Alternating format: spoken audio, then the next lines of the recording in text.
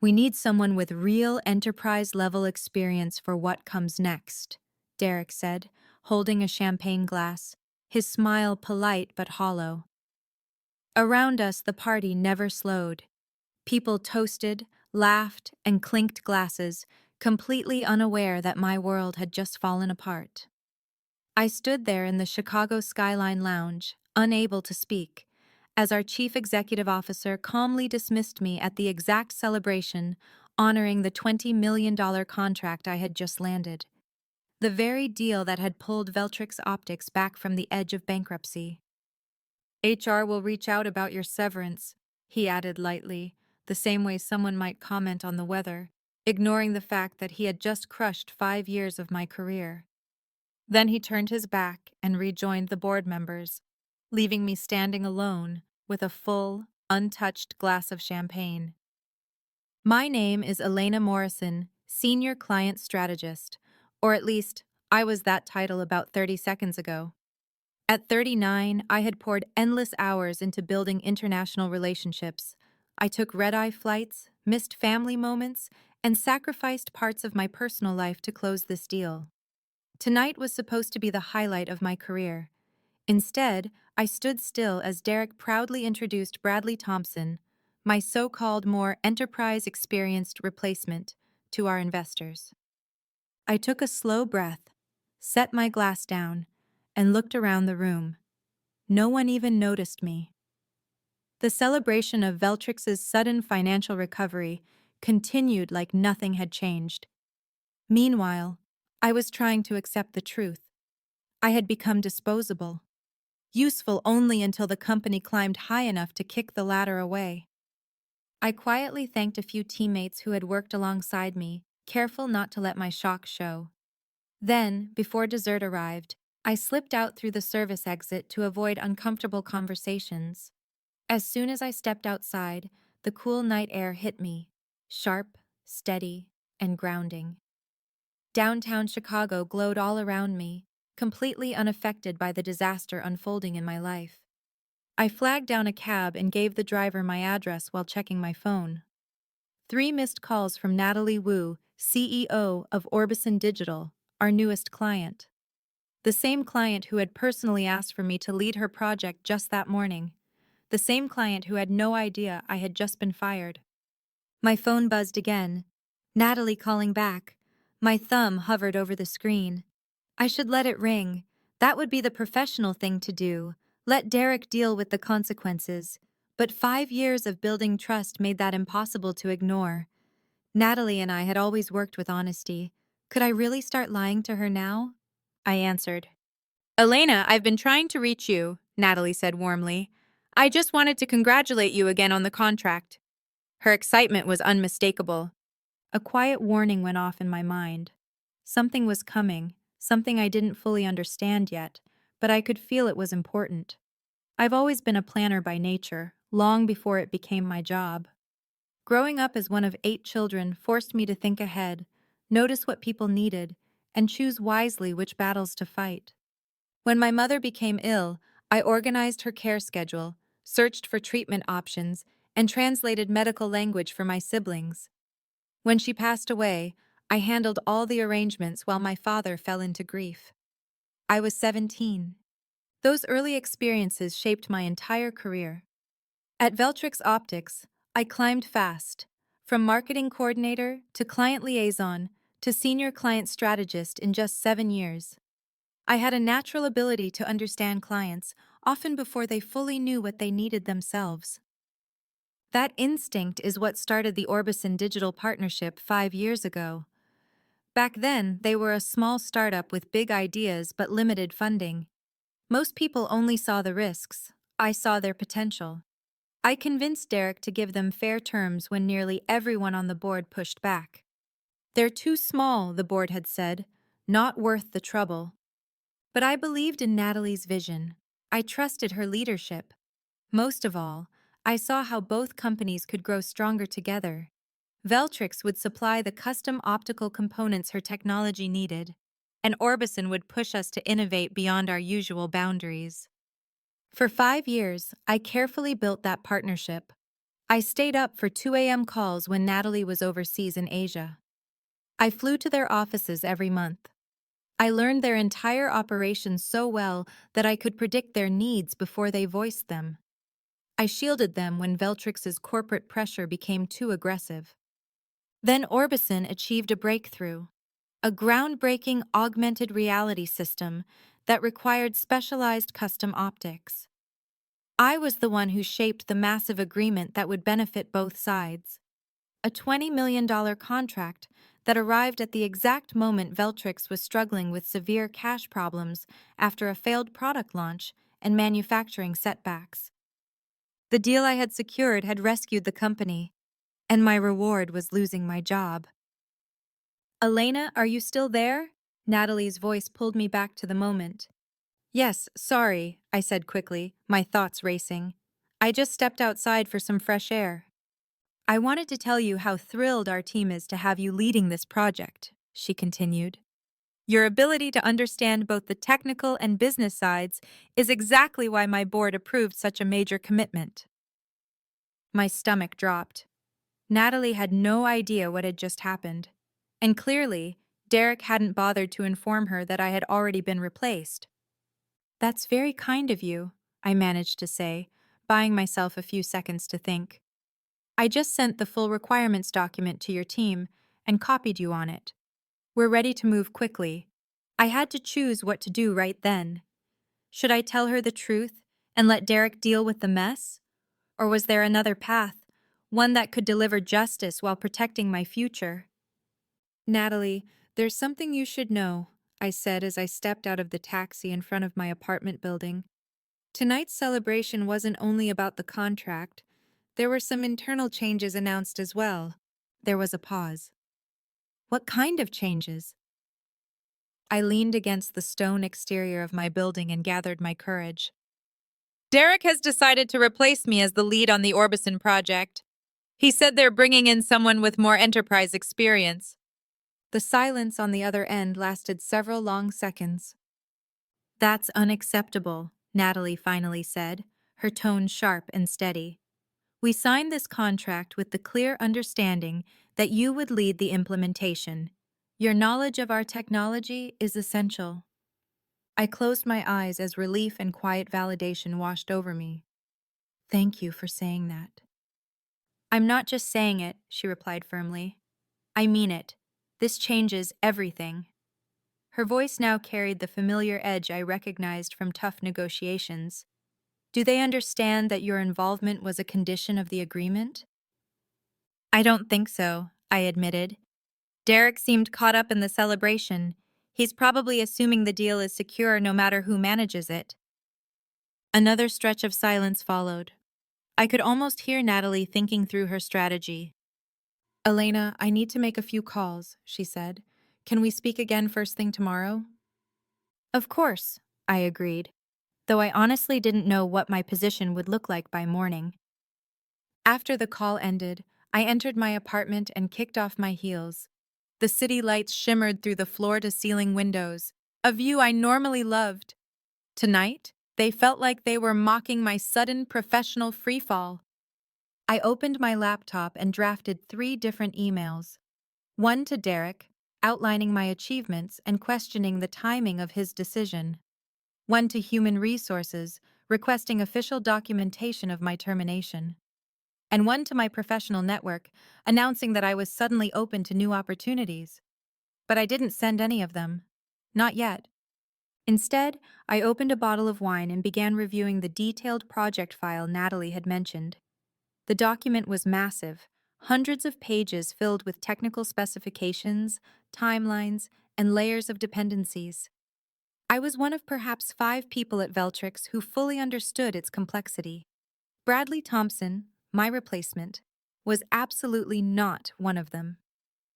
My phone buzzed with a message from my colleague Olivia. What happened? You vanished from the party. Everything okay? I stared at the message, unsure how much to share. Olivia was reliable, but she also reported directly to Derek. Before I could respond, another text came through. Derek's been acting strange since you left. The board pulled him aside. Something's going on. A slow, cold smile formed on my lips. Natalie was already moving. Then a third message arrived and confirmed what I suspected. Board is in an emergency session in the conference room. Derek looks panicked. What did you do? I placed my phone face down without replying and took a calm sip of my wine. The board was finally learning what Derek should have understood all along. I wasn't just a strategist. I was the relationship. And once relationships are damaged, they aren't easily repaired. For the first time since hearing Derek's careless words, I felt my confidence returning. The betrayal still hurt, but now I could see opportunity taking shape, one that would either restore my position with far greater authority or launch me into something even better. Either way, Derek's champagne would soon taste bitter. Morning arrived without mercy. My phone vibrated so violently it nearly fell off the nightstand. 17 missed calls, 32 text messages, 47 emails. Most of them were from Veltrix board members, senior executives, and human resources. I ignored every single one. Instead, I focused on my coffee and the email that had arrived at 6:07 a.m. from Natalie. Elena, I've made my position clear to the Veltrix board. Call me when you're ready to discuss next steps. I smiled into my coffee cup. Veltrix's desperation was obvious, but I wasn't ready to respond just yet. They could sit with the consequences of Derek's impulsive choice a little longer. At exactly 9 a.m., the doorbell rang. I opened it to find Jacob Wells, chairman of the Veltrix board, looking flustered in an expensive suit. May I come in? He asked, and his usual air of confidence was gone. I stepped aside and let him in, keeping my tone polite, even as I enjoyed the small satisfaction of watching him squirm. Once we were seated, Jacob got right to it. Elena, I'll be blunt, he began. There's been a serious misunderstanding about your role. A misunderstanding? I repeated flat. Is that what we call firing someone at the celebration for their biggest win? Jacob's face tightened. Derek was premature in his communication, he said. The board did not approve any staffing changes for the Orbison project. I kept my expression even, though he held his champagne glass like it gave him comfort.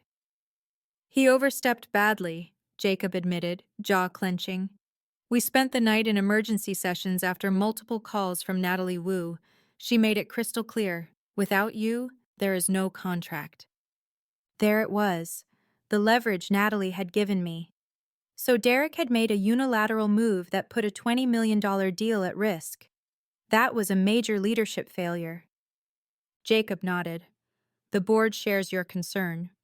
And yet here you are, not Derek, I said. Why isn't he apologizing in person? Jacob shifted. Derek is handling other elements of this situation. Translation. Derek was scrambling to save himself. Then Jacob laid out what they were willing to do. Full reinstatement as senior client strategist, a substantial retention bonus, and leadership of the Orbison implementation team, reporting directly to the board rather than through the usual management chain. The offer was strong, but it didn't address everything. What about Bradley Thompson? I asked. Jacob grimaced.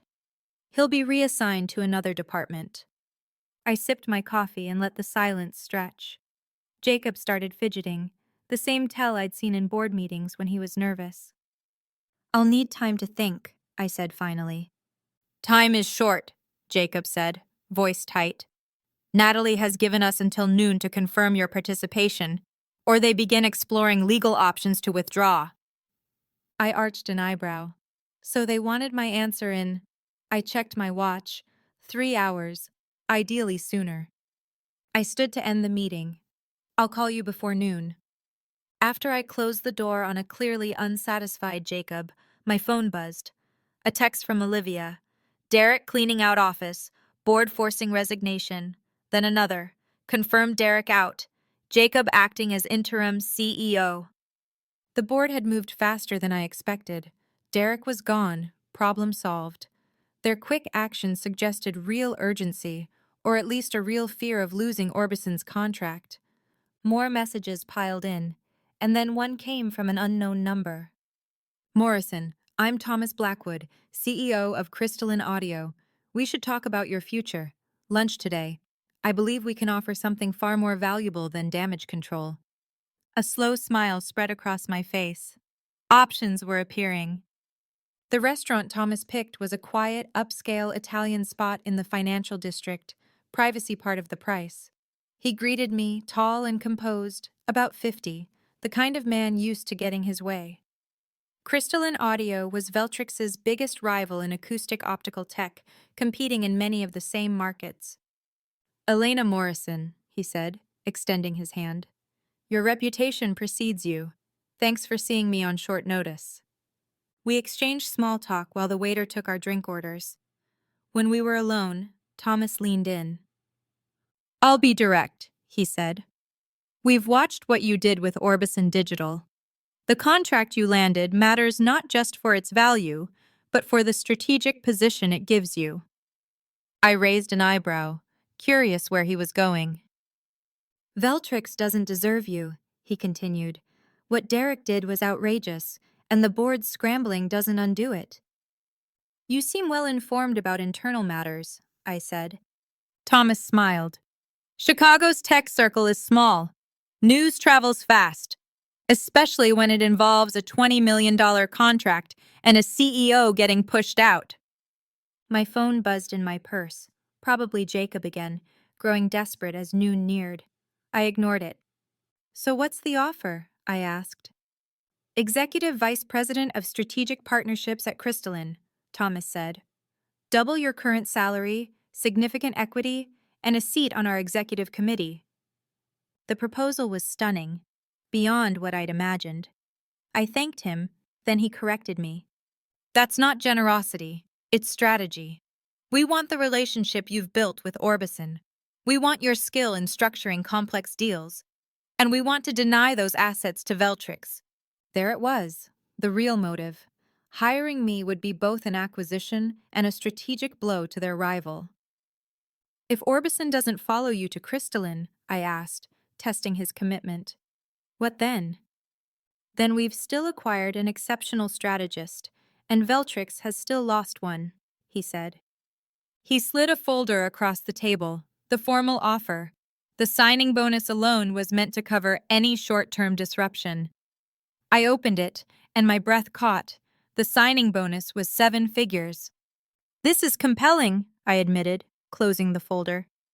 But there are complexities. I owe Natalie Wu loyalty. Thomas nodded. We respect that. It's part of why we want you. Take the afternoon to think it over. We'll need your answer by end of day. My phone vibrated again, Jacob's 5th call in the past hour. I glanced at my watch. 11:40 a.m. Veltrix's deadline was closing in. I appreciate the opportunity, I said, as I stood to leave with the folder in hand. You'll have my answer shortly. Back in my apartment, I carefully laid out every path in front of me. Veltrix was offering reinstatement, direct access to the board, and a major increase in authority. Crystalline was offering a powerful executive title with compensation that would take years to reach at Veltrix. But the one factor that complicated everything was Natalie and Orbison. I had personally guaranteed Veltrix's commitment and capability. My personal credibility was tied to that promise. I lifted my phone and called the one person whose input truly mattered. Natalie, it's Elena. Do you have a minute? Always, she replied. Has Veltrix begged enough yet? Jacob came to my apartment this morning. Derek's been removed. Good, Natalie said firmly. That's the bare minimum.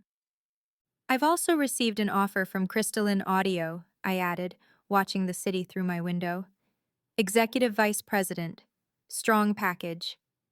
There was a brief pause. And accepting that would mean asking us to reconsider our partnership, she said. Yes, new structure, new company. Another quiet moment passed. The real question, Natalie said carefully, is what do you want, Elena? It was the exact question I had been avoiding. Did I want revenge on Veltrix, the prestige of a major executive title, or something completely different? I honestly don't know, I admitted, but I have to decide within the hour. Then let me help you sort that out, Natalie said. Because there's a third option you haven't thought about yet. By the time noon arrived, my decision was made. I called Jacob first. Elena, thank God, he said immediately. We're right up against the deadline. What's your answer? His voice carried the tension of a man whose career might collapse based on my next sentence. I'm turning down your offer, Jacob. He sucked in a sharp breath. Elena, please reconsider. Whatever Crystalline offered, we'll match it. So he already knew about my lunch with Thomas. The technology world really was small. This isn't about money, I said calmly. It's about recognition and respect, things that should exist before a crisis, not after. We can fix that, Jacob insisted. Just don't abandon us with Orbison. I've already spoken with Natalie, I told him. She knows my decision. A heavy pause followed. So we've lost the contract, he said, his voice hollow. Not necessarily, I replied. Call Natalie directly. She'll explain under what terms Orbison might still work with Veltrix. I ended the call and immediately dialed Thomas. Elena, he answered smoothly. I was hoping for good news. I'm grateful for your offer, I said, but I'm declining. Unlike Jacob, Thomas didn't panic. May I ask why? If it's compensation, we have room to adjust. It's not the money, I replied. It's the position. You're valuing me based on what I cost Veltrix. That kind of leverage doesn't last forever. Thomas laughed quietly. Sharp insight, and accurate. So what path are you choosing instead? One that better serves my long-term goals. Interesting, he said. The door stays open, should your new plan fall short. I thanked him and hung up. Then I opened my laptop and wrote the most important email of my career. A formal resignation letter to the Veltrix board, effective immediately. Within the hour, my doorbell rang again. This time it was Natalie. Are you sure about this? She asked as I welcomed her inside. Completely, I said, pouring us both coffee. Even though it's risky. The best choices usually are, she smiled, setting a leather folder on my coffee table. The incorporation documents are ready. Once you sign, OptiBridge Consulting officially exists. This was the third path Natalie had offered, launching my own consulting firm with Orbison as my first client. The main contract would be restructured.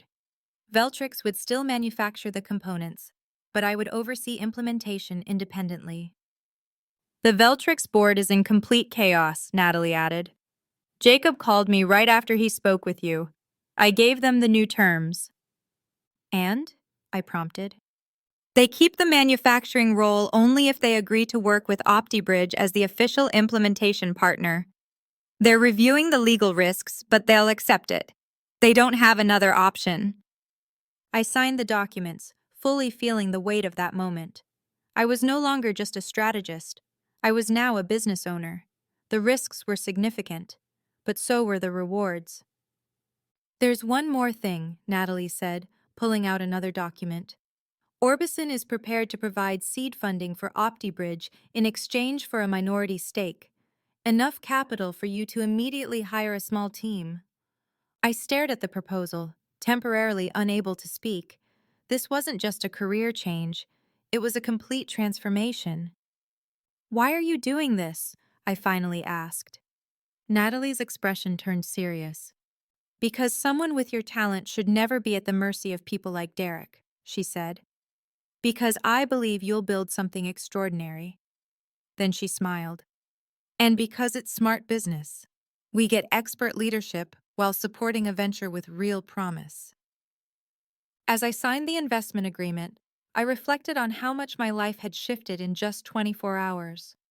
From fired to founder, from employee to partner. Derek's champagne toast now felt like a distant memory, the accidental spark for something far greater than a corporate title. Sometimes being underestimated turns out to be the greatest advantage of all.